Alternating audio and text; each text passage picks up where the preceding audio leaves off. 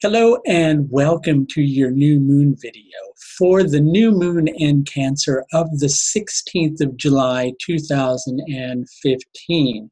I live in the UK, so the new moon over here will be taking place at its exactitude at about 2:24 a.m. If you're on the east coast of the United States, that's going to be at about 9 p.m. Those of you on the west coast of the States, that's going to be at about 6 p.m.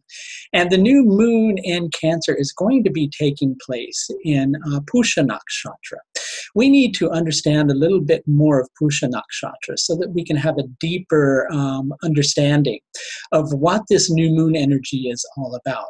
Just to remind you, first of all, though, that I generally also look around the new moon.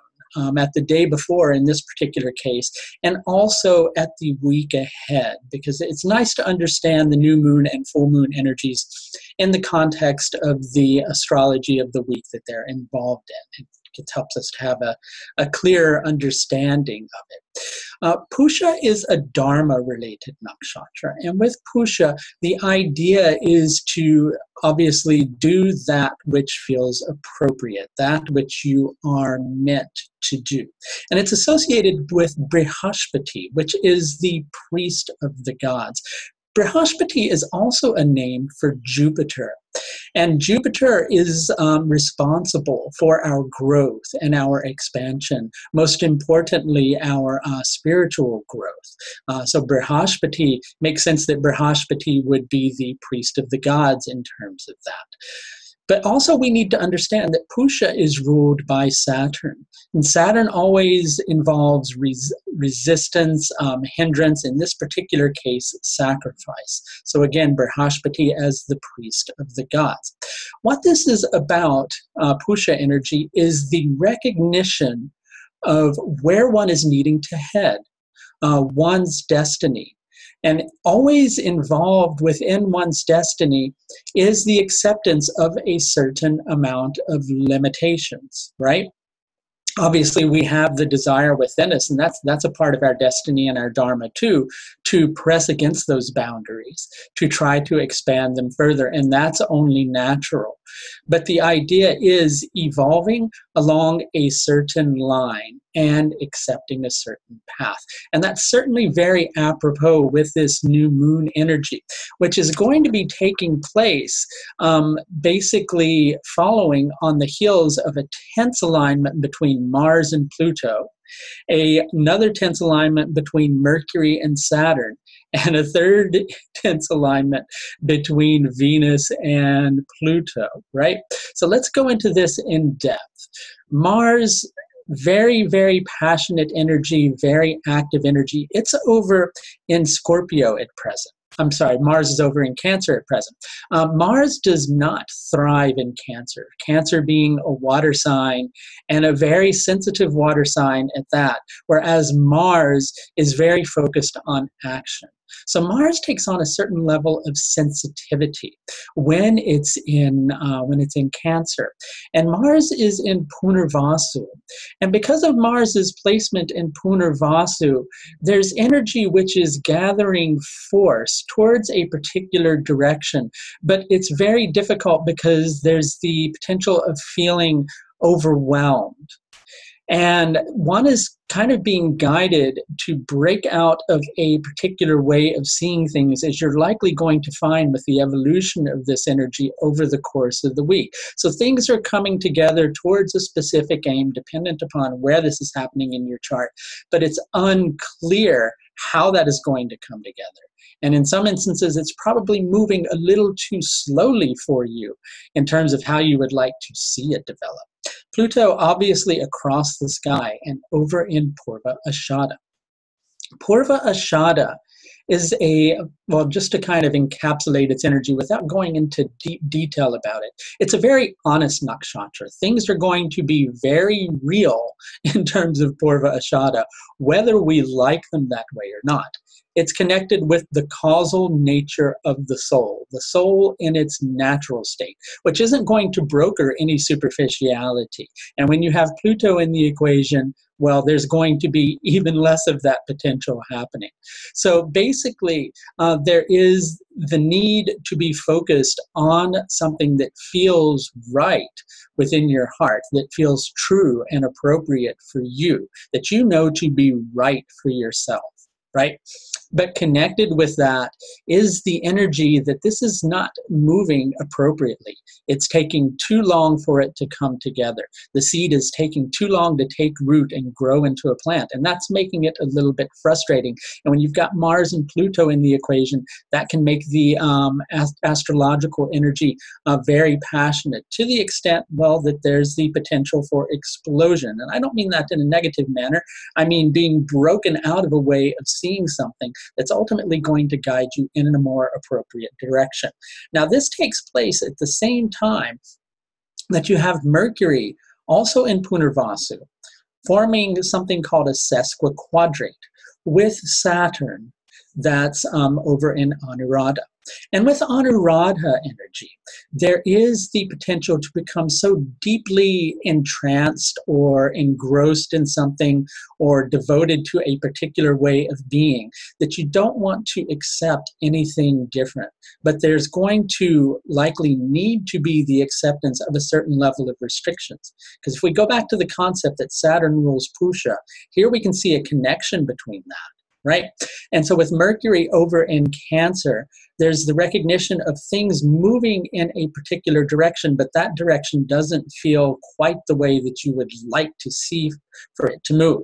And so there's a little bit of frustration that's brewing because you've got that Mars energy with Pluto and Mercury energy with Saturn, all designed to break you out of an encrusted way of seeing things. You may want it your way, but the universe wants it to go in a particular way. And it's about accepting that and learning to grow from that. So Venus also on the same day, Venus over in Magha. Venus over in Magha nakshatra is forming another sesquiquadrate with Pluto. Sesquiquadrates are very explosive. They're very short-lived, but they're very explosive. Magha nakshatra is on one level looking for guidance, and Venus, ultimately being the minister of the royal court of planets, wants to seek proper guidance. So it's looking at all the particular directions and ways in which it can move beyond a particular set of circumstances. And that's creating a little bit of conflict with wanting to be true to one's nature, true to what feels right for oneself. And this is going to be even more tense than the other alignments that are there because Venus rules over Purva Ashadha, which is where Pluto is placed. And there's a fear of the unknown that's connected with all of this. And so one is beginning to explore some different options, but the options that are presenting themselves don't necessarily feel right or appropriate with what one chooses to be one's own sense of destiny. So we're going to shift ahead the day following when we get into the day of the new moon. Later on in the day, you're going to have Mercury. Much the same story, only with thought processes forming an opposition to Pluto, same one that Mars is doing, because Mars and Mercury are inching closer together towards a conjunction. So Mercury is also beginning to see the facts in terms of how things might be coming together. But there's some conflict in terms of one not feeling that that's what one really wants or that is appropriate for one's state of being, whatever that might be related to, right?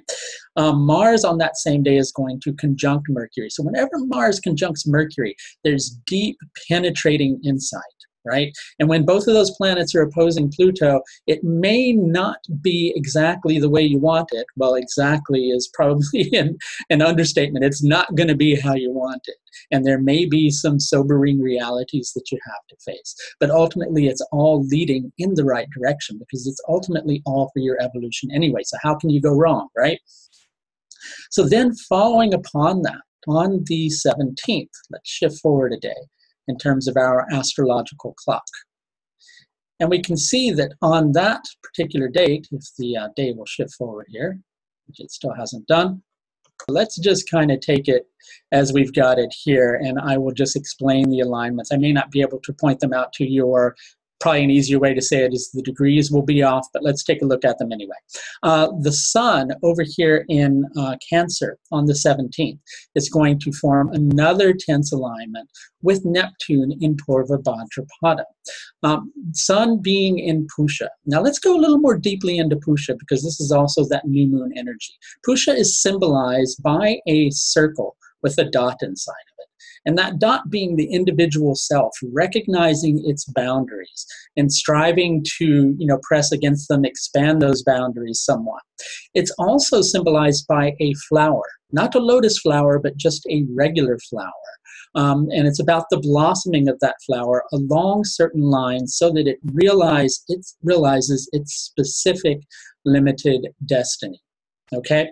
And as the details of a particular situation are becoming clearer as per the sun and Neptune energy, because the sun likes to shed light, and Neptune can be very watery and sometimes very illusionary, right?